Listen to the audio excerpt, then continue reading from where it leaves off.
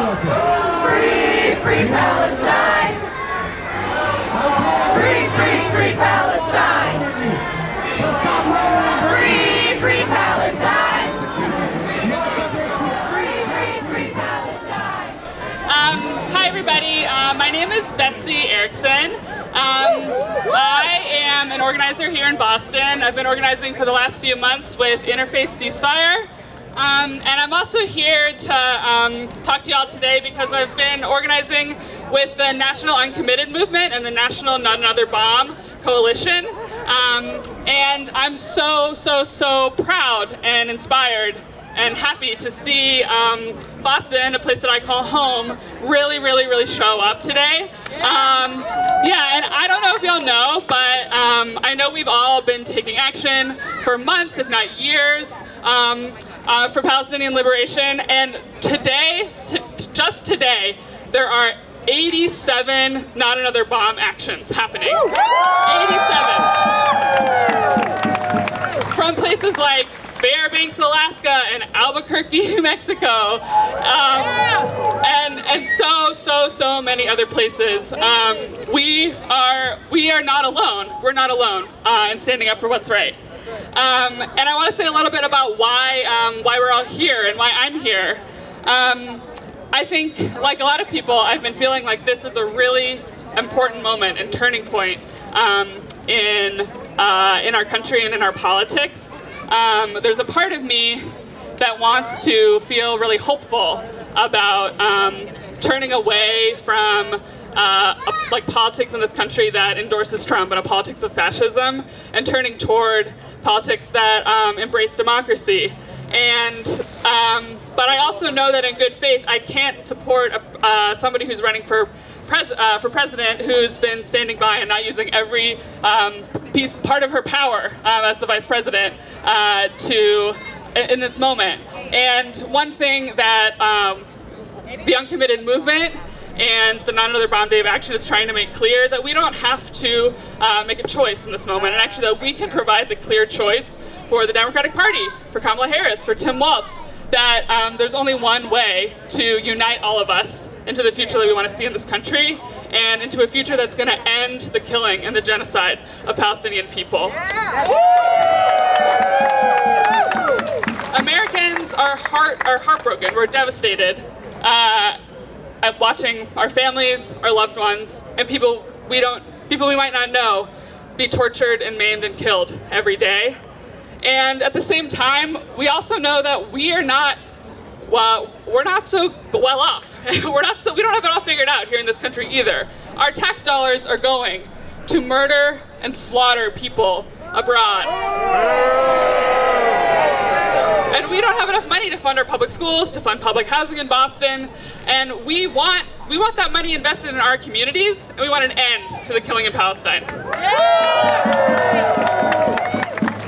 And I think one thing, it's hard to feel hopeful, I think, for me, when we've been fighting for months and years, and when we see the devastation on social media and on the news every single day.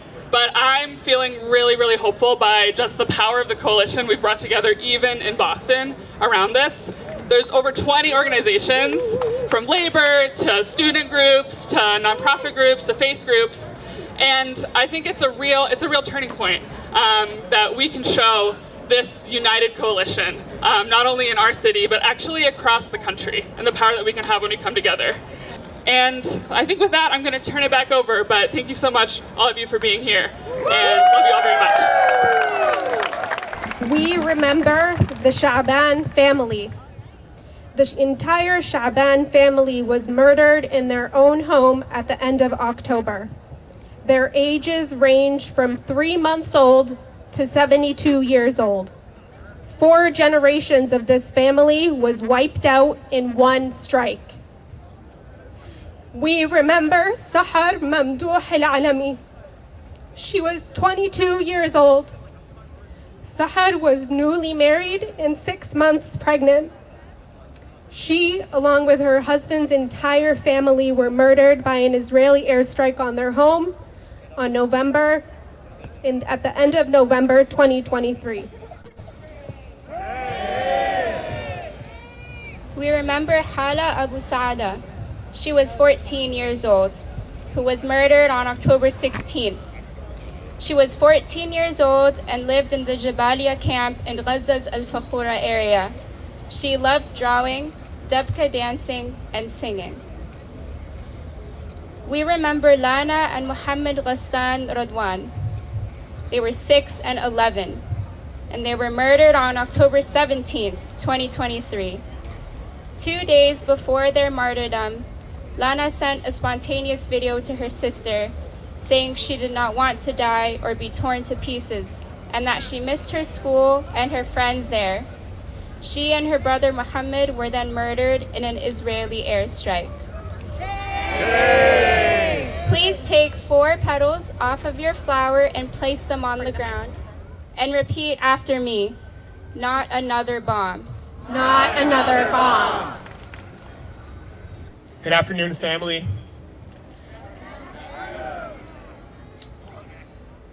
Part of Black for Palestine. I'm a researcher at the Institute for Policy Studies. I want to start by acknowledging that since October, we have well over 40,000 new ancestors in Gaza. We need to honor them and honor the living by demanding not another bomb. I will not elaborate on the slaughter, the details of the killing, the suffering in Gaza, which my friends here on the mic are doing beautifully, putting words to the unspeakable. I will say that these are U.S. weapons that Israel is using. That 100% of the aircraft dropping bombs are U.S. planes.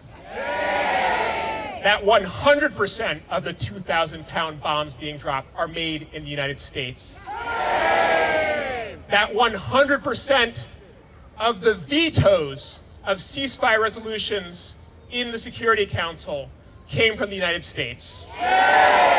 So this is not only an Israeli genocide, this is a U.S. genocide. We have to stop it. And we are here to talk about Gaza, of course. But I'd be remiss, I feel, if I didn't say a word about Dorchester, where I live, where, as you may know, they are trying to close our only hospital. The Carney Hospital, which is taking care of me, which is taking care of my daughter, which is taking care of my neighbors. The only hospital in the largest section of Boston, Dorchester. And as I sat there at the hearing about the closing of the Carney on Tuesday night and listened to city and state officials say that there just isn't the money to save this hospital, what I thought about were 2 things. One, are all of the hospitals in Gaza being systematically invaded and attacked over these months. That this is a country that arms a state that is systematically attacking hospitals in Palestine and yet allowing hospitals to close here in this country. The other thing I thought about was that on the same day, on the morning of this hearing, that the State Department announced that they were releasing another $20 billion in weapons for Israel. It is not a mystery what those $20 billion will fund. We see what they fund. It is not a mystery what will happen to people in Dorchester if this hospital closes. People will die. That's what I thought on Tuesday, and somehow the story got worse. That's right.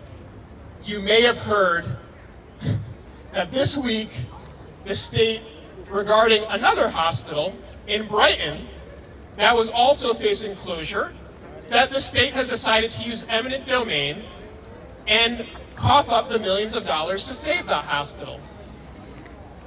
No shade on Brighton. They deserve a hospital. But we also deserve a hospital. The point here is not to compare Gaza to Dorchester. There is no comparison.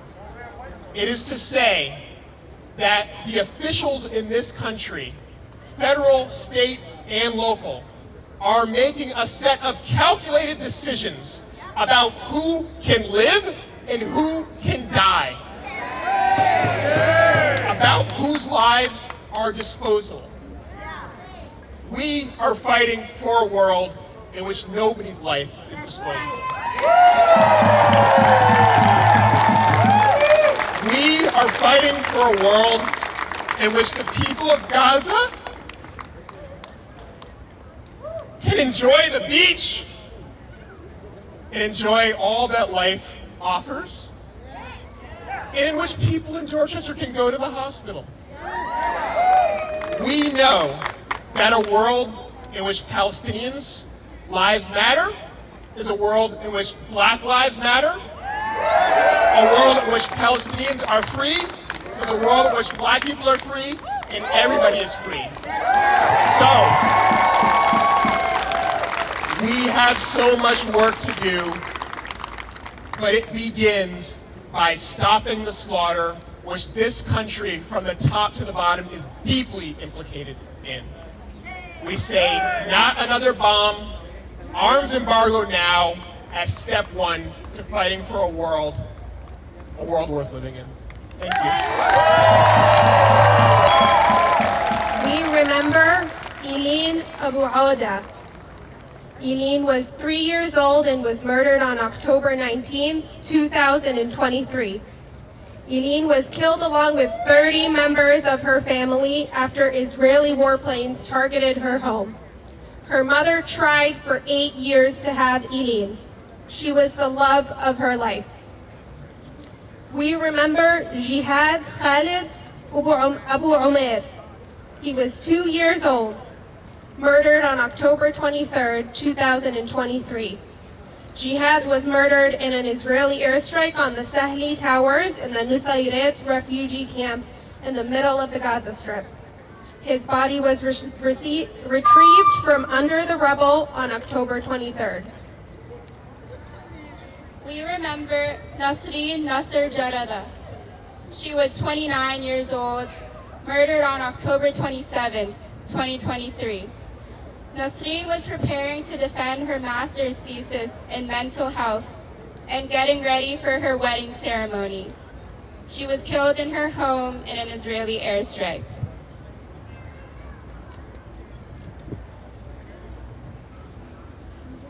We remember Bisan Rami Fathi al-Basus. She was 10 years old, murdered on October 30th. Bisan was a resident of the Shujaiya neighborhood in the city of Gaza. She was in 5th grade. She was murdered in an Israeli bombing on her 10th birthday. Please remove 4 petals from your flower and repeat after me. Not another bomb. Not another bomb. For our last speaker for today, I'm going to have Dr. Mohaned Masalam join us at the microphone, and he'll introduce 2 guests that he has with him.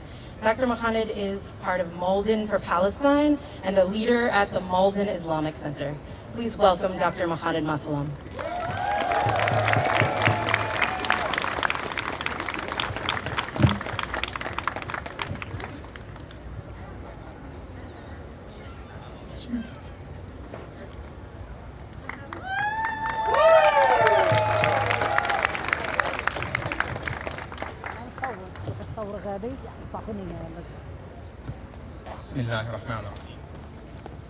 I would like to start by wishing peace and mercy from God to all of my brothers and sisters in humanity, or like we say in Arabic, Assalamu alaikum. Brothers and sisters, we stand here united, Muslims, Jews, Christians, people of all faith, demanding one thing: not another bomb. Not another bomb. Today, I stand before you as a Muslim, but also as a voice for humanity. We gather here not just to protest, but to plead, to demand that President Biden take the bold and necessary steps to end the cycle of violence. The path forward must start with an arms embargo on Israel. And it must end the occupation of Palestine. But this is not just about policies and politics. This is about lives. Innocent lives shattered by bombs that should never have been dropped. I am joined here today by two brave boys from Gaza, Anas and Nasser.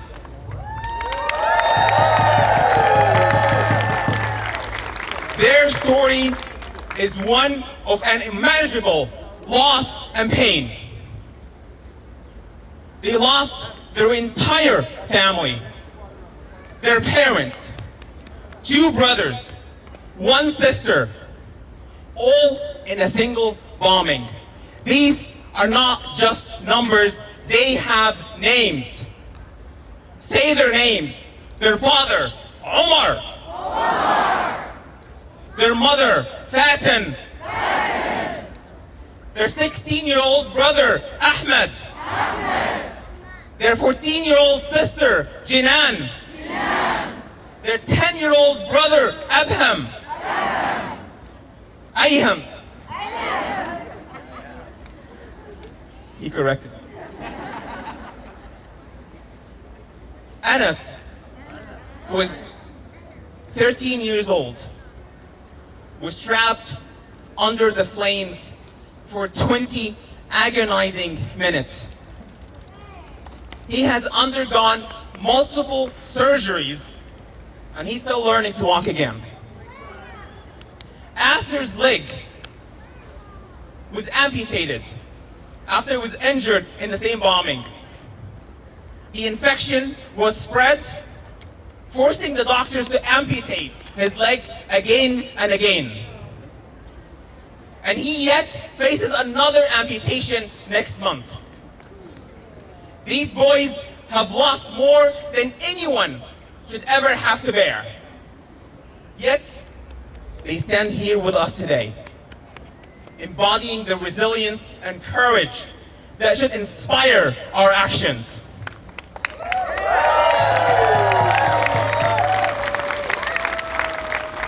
President Biden, Vice President Harris, you hold the power to end the suffering, to stop sending bombs that destroys families, futures, and hope.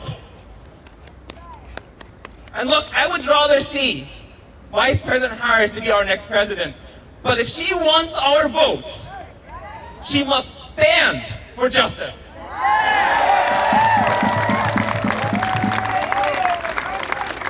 No more bombs.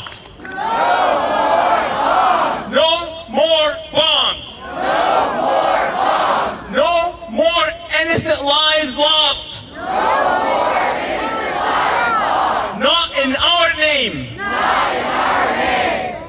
Let us demand that this administration chooses peace over war, life over death. Let us demand not another bomb. Not another bomb. Not another bomb. With this, I want to introduce Anas to you. He wants to say something that will be in Arabic, and I will translate afterwards. Anas.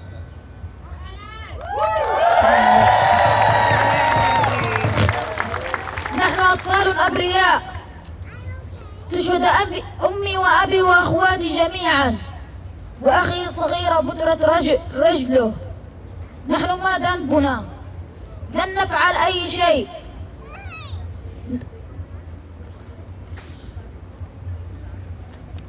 He said, "We are just innocent children." Him, his brother, and his three siblings that were killed. What was their fault? What have they done to deserve this?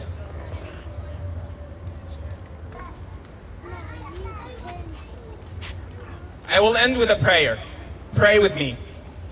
God, today we stand before you in humility and in determination, ready to pursue the peace, justice, and equality that you demand of us. We ask you that your love would comfort those who mourn the loved ones today, that their memories flood their families with joy. With that, we pray to you, the one God of Noah, Abraham, Moses, Jesus, Muhammad, and us all, for an end to violence and ceasefire now. Assalamu alaikum.